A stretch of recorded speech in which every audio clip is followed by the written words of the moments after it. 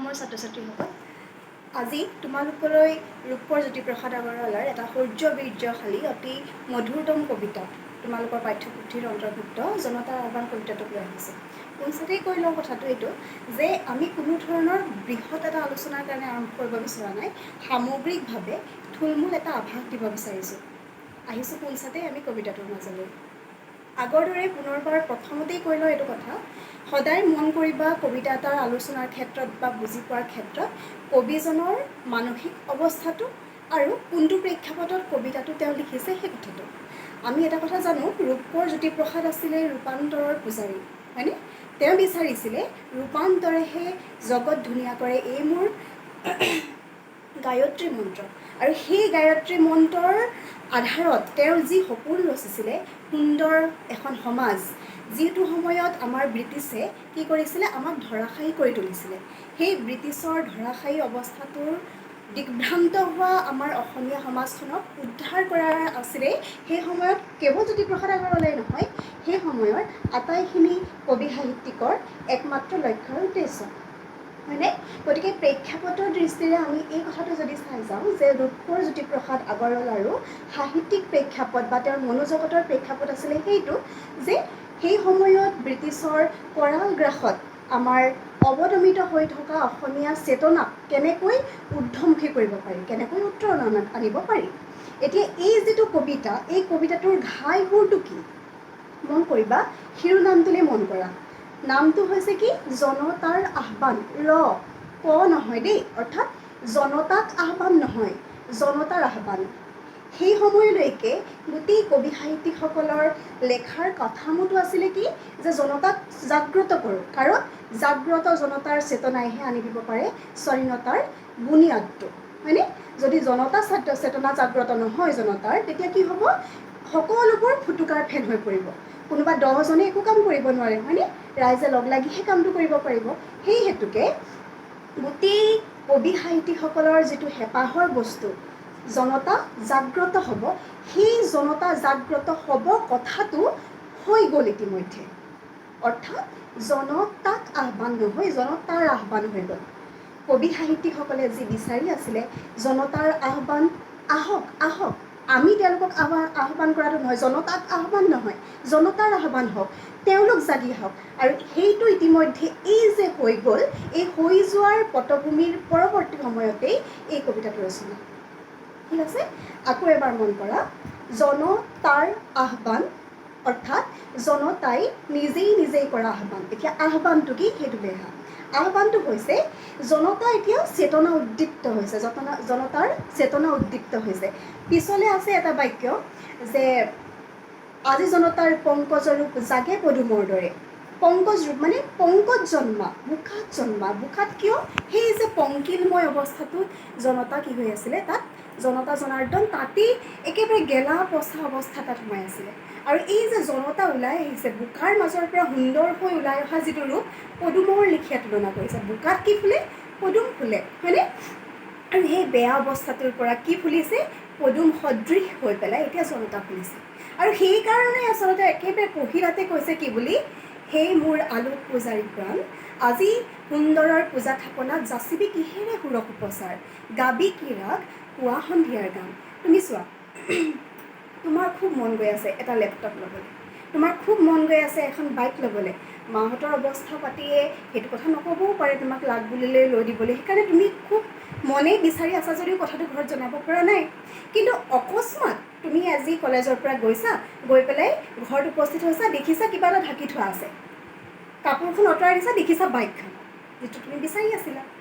নতুবা যিজনে এটা লেপটপ বিচাৰি আছিলা, গৈ পেলাই কলেজৰ পৰা ঘৰ পাইছাগৈ, কোনো কথা নাই বতৰা নাই, মা বা দেউতাই ঢাকি থোৱা বস্তুটোৰ পৰা উলিয়াই দিছে, দেখিছা লেপটপটো। সেই যে বিচাৰি থকা বস্তু এটা তৎমুহূৰ্ততে গৈছা তুমি, সেই পাই যোৱাৰ অনুভৱটো যিটো হ'ব, কবিৰ অনুভৱ সেইটো হৈছে, বুজিছানে? এই যে প্ৰথমে কৈছিলোঁ যে কবি সাহিত্যিকে সেই সময়ত কি বিচাৰি আছিলে, প্ৰেক্ষাপটতহে কবি সাহিত্যিকৰ মন গঢ়লৈ, হয়নে নহয়? কবি সাহিত্যিকেও বিচাৰি আছিলে যে জনতা জাগ্ৰত হওক, জনতা জাগ্ৰত হওক। আৰু এতিয়া জনতা জাগ্ৰত হৈ গ'ল। জাগ্ৰত হৈ যোৱাটো তোমাৰ মোবাইল বাইক পোৱাৰ লেখীয়া কথা বা মোৰ ভাল পোৱা বস্তু পোৱাৰ লেখীয়াৰ কথা।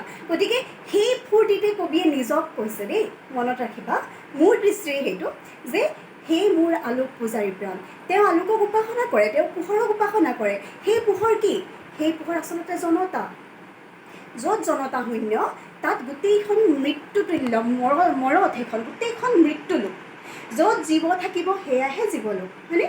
আৰু সেই গোটেই পৃথিৱীখন জনতা জনাৰ্দনৰ বাবেই পোহৰ হৈ আছে।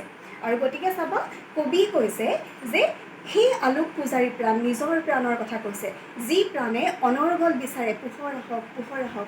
সেই পোহৰ কি? বিস্ফোৰিত বৰ্ণালী কিহৰ? জনতাৰ চেতনাৰ। সেই জনতাৰ চেতনা যিহেতু অভ্যুদয় ঘটিছে, জনতাৰ সুসংহত ৰূপ জাগিছে, পদুমৰ দৰে সুসংহত। মন কৰিবা দেই, বিশৃংখল নহয়, শৃংখলিত ৰূপ। এই যে আমি সাধুটো পাইছিলোঁ, এডাল লাঠি মুহূৰ্ততে ভাঙি পেলাব পাৰি, দুডাল লাঠিও ভাঙি পেলাব পাৰি, কিন্তু ককাজনে দিয়া নীতি শিক্ষাটো কি আছিলে? এমুঠা খৰি ভাঙিব পাৰিনে একেলগে? নোৱাৰি। ঠিক সেইদৰে এয়েই হৈছে সংহত ৰূপ। আজি এজন দুজন জনতা অহা নাই আগবাঢ়ি, সামগ্ৰিক জনতা আহিছে আগবাঢ়ি। এই যে সামগ্ৰিক জনতা আহিছে আগবাঢ়ি, এই আগবঢ়াটো কবিয়ে কিহৰ লগত তুলনা কৰিছে? দুনিৰ্বাৰ ভূমিকম্প উল্লাসে। তুমি ঢেৰ কিবা আহক, ধৰা তোমাৰ কোনোবাই তোমাক এচাৰি এডাল লৈ মাৰিবলৈ আহক, মায়ে তোমাক, দেউতাই তোমাক প্ৰতিহত কৰিব, হয়নে? বিভিন্ন মানৱ সৃষ্ট কিবা তোমাৰ বিভীষিকা হওক, তুমি যেনেকেই নহওক তাৰ পৰা পৰিত্ৰাণ পাব পাৰিবা। কিন্তু প্ৰকৃতিয়ে যেতিয়া তোমাৰ ওপৰত খেলা খেলে, পাৰিবানে? কেতিয়াও নোৱাৰা। লাগিলে সেয়া সাধাৰণ অকণমানি ভূমিকম্পটোৱে হওক, এতিয়াৰ সময়ৰ যি এতিয়া মহামাৰী হৈ আছে বানপানী, পাৰিম আমি প্ৰতিহত কৰিব? কেতিয়াও নোৱাৰোঁ। ঠিক সেইদৰে এই দুনিৰ্বাৰ ভূমিকম্প উল্লাসে বুলিও ইয়াত উপমাটো আনিছে। কিয়? কাৰণ এই যে জনতা জাগৰিত হৈছে, জনতাৰ জাগৰণক এতিয়া ভূমিকম্পৰ লগত তুলনা কৰিছে এইবাবেই যে ইয়াত দুৰ্মদ বুলি কৈছোঁ, দুৰ্মদ শব্দটোৱে বেয়া বুজায়, কিন্তু ইয়াত দুৰ্মদ শব্দটো মই এইটো ধৰণে কৈছোঁ, এই যিটো শক্তি, এই শক্তি যেন হেজাৰ হাতীৰ বলৰ শক্তি। এই ৰাইজৰ যি শক্তি, এই যি জনতা জনাৰ্দনৰ যি জাগৰিত ঐক্য, এই ঐক্যতানক ভাঙিব পৰা, নষ্ট কৰিব পৰা, অপচয় কৰিব পৰা শক্তি কোনো কাৰোৰেই নাই। যিখিনি অপশক্তিয়ে আমাৰ শক্তিক দমন কৰি ৰাখিছে, যি আমাৰ বোকাময় অৱস্থা এটাৰ সৃষ্টি কৰি তাত পুতিগন্ধ অৱস্থা এটা আমাৰ কি কৰিছে? আমাক দান দি আহিছে। এই পুতিগন্ধ অৱস্থাটোৰ পৰা পংকজ ৰূপত ওলাই বিভীষিকাময় পৰিস্থিতি এটাৰ সূচনা কৰিব পাৰিছে কোনে? জনতা জনাৰ্দনে। কাৰণ বিবেক, গোটেই বস্তুটোৰ কথা হৈছে বিবেক। বিবেকৰ উন্মোচনে এতিয়া জনতা জাগৰিত হৈছে। জাগৰিত জনতাই পোহৰৰ সূচনা কৰিছে, বেলি মুৱা হৈ হাঁহিছে। মন কৰা, বেলি মুৱা হৈ হহা মানে বেলি কিহৰ কথা কৈছে?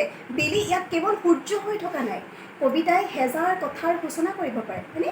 ইয়াত বেলিয়ে জ্ঞানক বুজাইছে, জ্ঞান মুৱা হৈ হাঁহিছে, বিবেক মুৱা হৈ হাঁহিছে, হয়?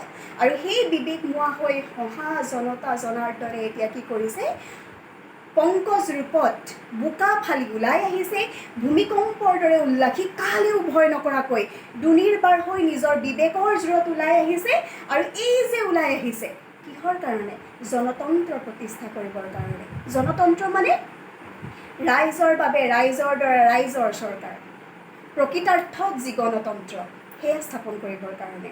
না কাৰোবাৰ পৰা আৰোপ কৰিব পৰা অক্ষমতা, না কোনোবাই কৰিব পৰা অসচেতনভাৱে কৰা কোনো ধৰণৰ জোৰ জবৰদস্তি, কোনোবাই কৰিব পৰা শাসন, শোষণ, অত্যাচাৰ, সকলোবোৰ বিদাৰি ওলাই আহিছে জনতা।